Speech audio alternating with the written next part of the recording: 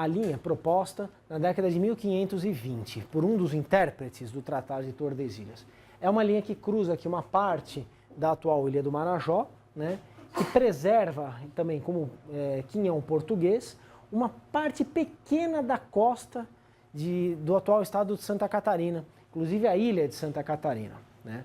Só que, disse já para vocês, as linhas mudavam, né, de posição de acordo com a interpretação.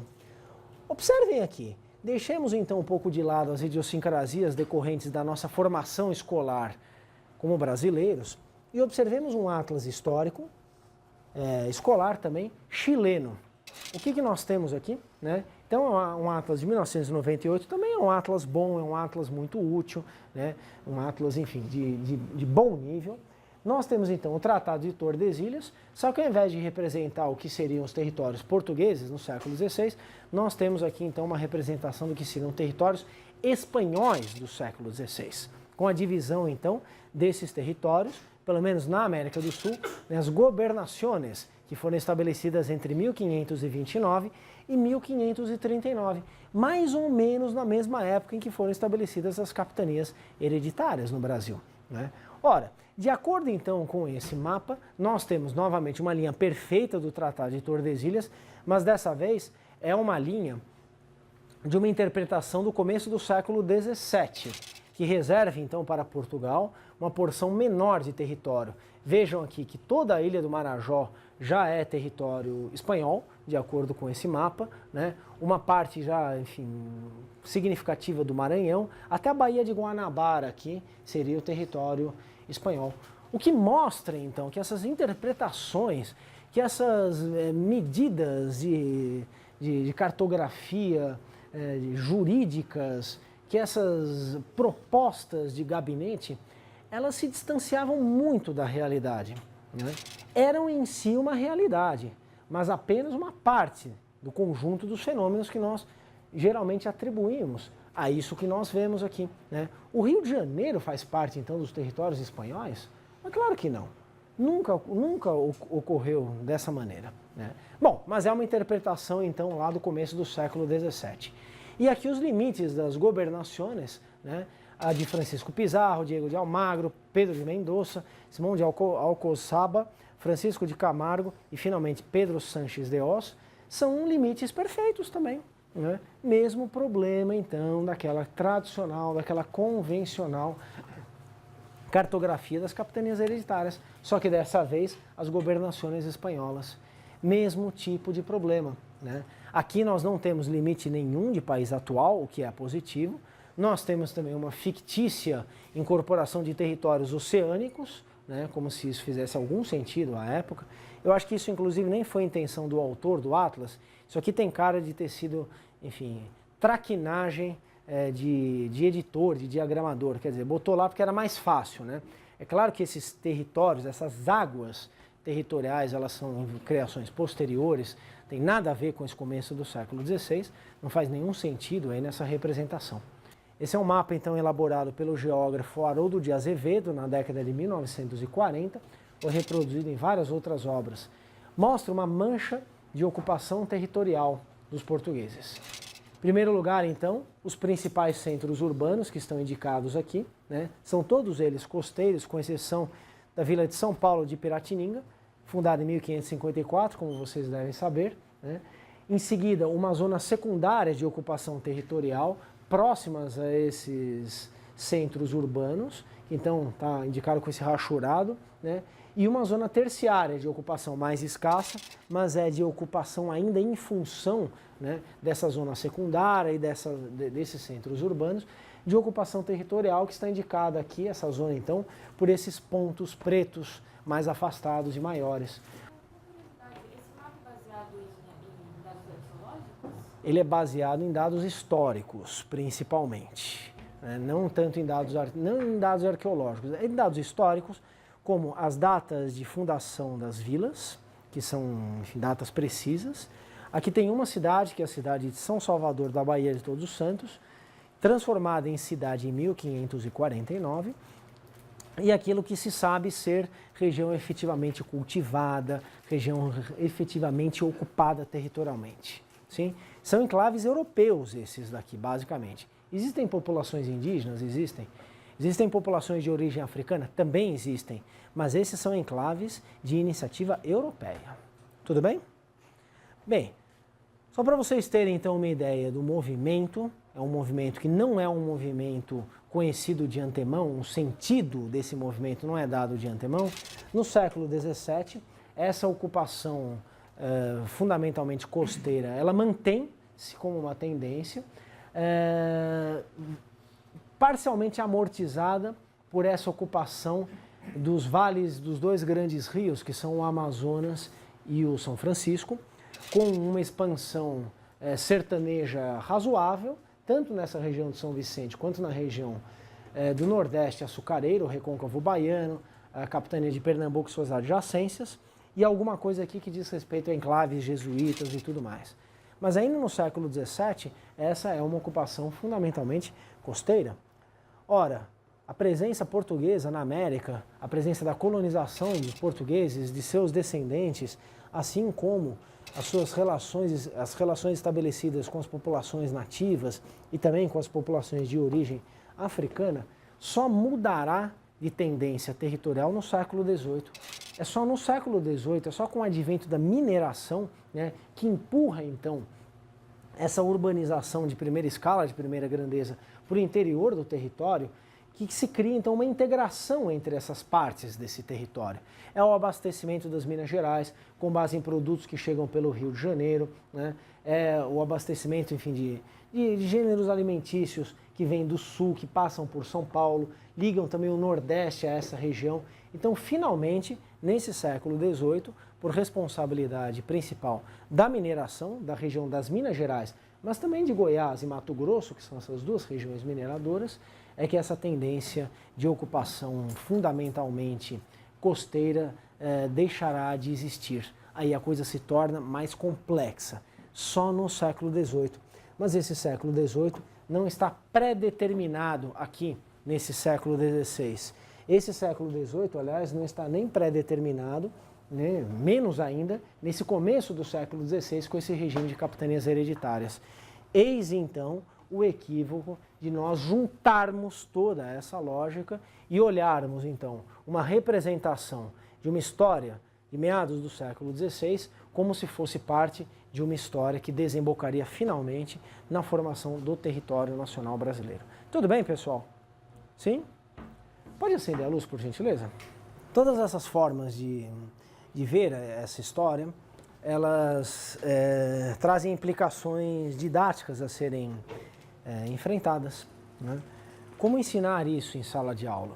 Ora, eu estava comentando aqui na semana passada com alguns que vieram bater um papo aqui comigo e tal, então a turma chegou aqui perto, que se vocês são capazes de entender, né, isso que foi dito, e não foi nada de tão surpreendente assim, simplesmente eu fiz um esforço para historicizar a história desses primeiros anos, então, dos portugueses na América, exploração de pau-brasil e o regime de capitanias hereditárias. Se vocês são capazes de entender isso sem muito problema, certamente alguém que tem um ano a menos de estudo que vocês também pode entender, né? Quer dizer, aqueles que estão aqui no primeiro ano, que há pouco saíram do colegial, né, tem uma distância pequena entre vocês e aqueles que estão fazendo agora um terceiro colegial, na verdade.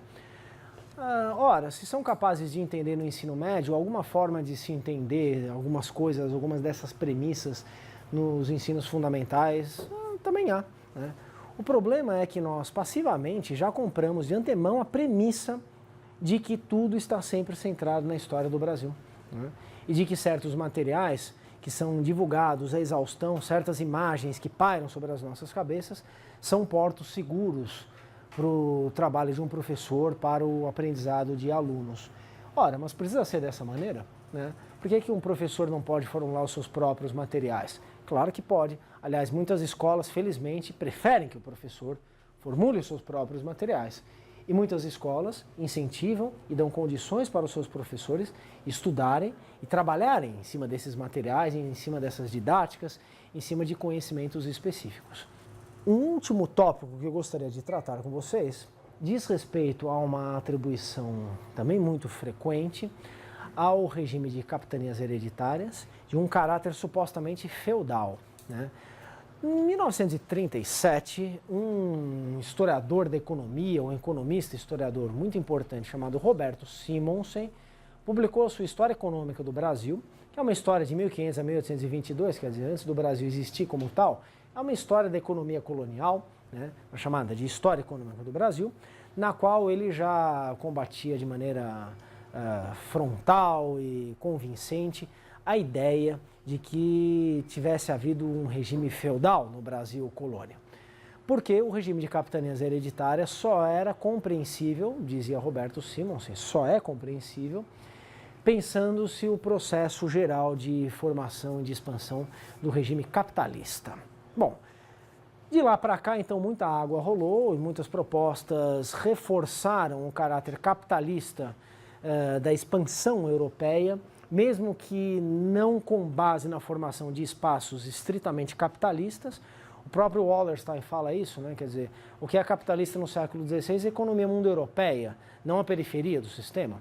A periferia, então, ela se torna periferia, engendrando formas de economia não capitalistas, que complementam, então, as formas capitalistas do centro. Essa é uma proposta interpretativa. Não obstante, então, por exemplo, essa interpretação do Roberto Simonsen, já na década de 1930, a ideia dessa comparação, dessa transformação mesmo de um regime como de capitanias hereditárias em um regime feudal, conheceria uma história pujante, né?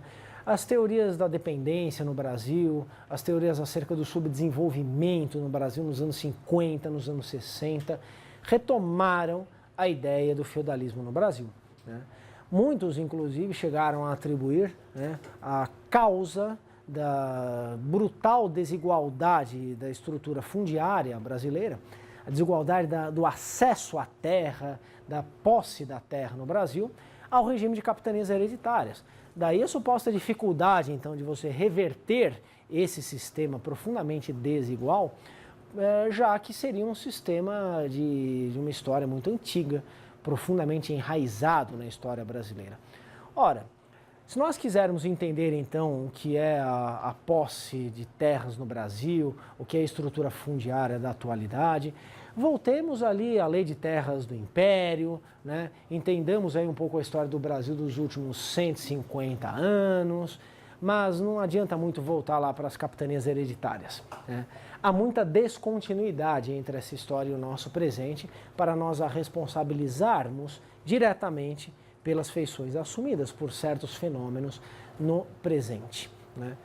Bem, por que isso aqui dificilmente pode ser chamado de um regime feudal? Ora, o que pode ser chamado ou não de desta ou daquela maneira depende do que nós entendemos, né, pelos termos que nós estamos empregando.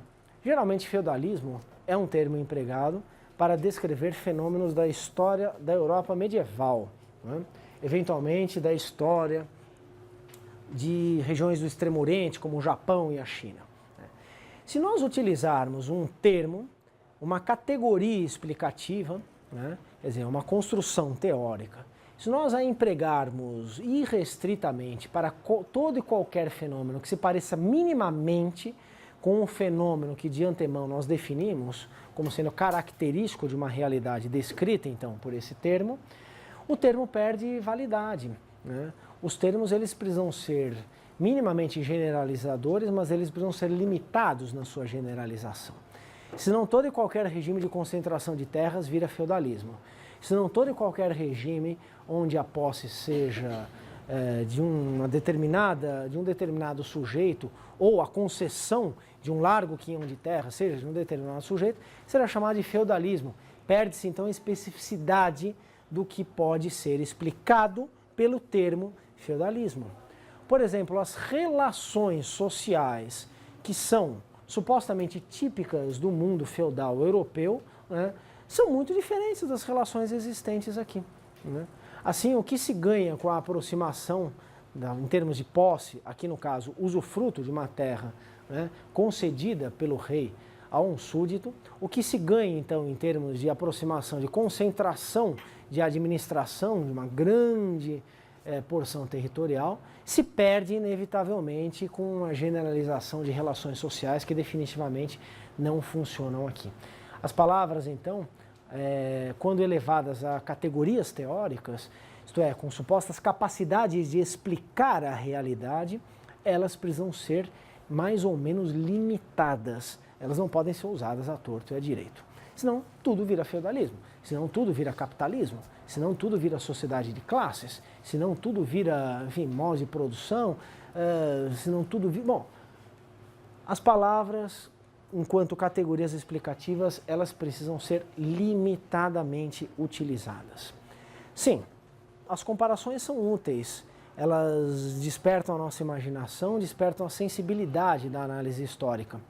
No entanto, elas estão limitadas justamente por aquilo que se escapa delas. Nós não ganhamos muita coisa entendendo esse regime de capitanias hereditárias como um regime supostamente feudal. É melhor entender isso aqui como parte, então, do processo de formação do capitalismo em escala mundial, de relações não capitalistas nessa região, né, de relações certamente senhoriais, que remontam à sociedade portuguesa de décadas e de séculos anteriores. Uma sociedade senhorial é uma sociedade cujas hierarquias são, em parte, definidas pela posse da terra, né? Então, a nobreza dessa sociedade senhorial tem na sua posição perante a terra uma das suas formas de distinção social, uma das suas formas de classificação numa hierarquia elevada da sociedade. Tudo bem. Senhorio, regime senhorial, regime feudal, certamente é um exagero, é um excesso de generalização.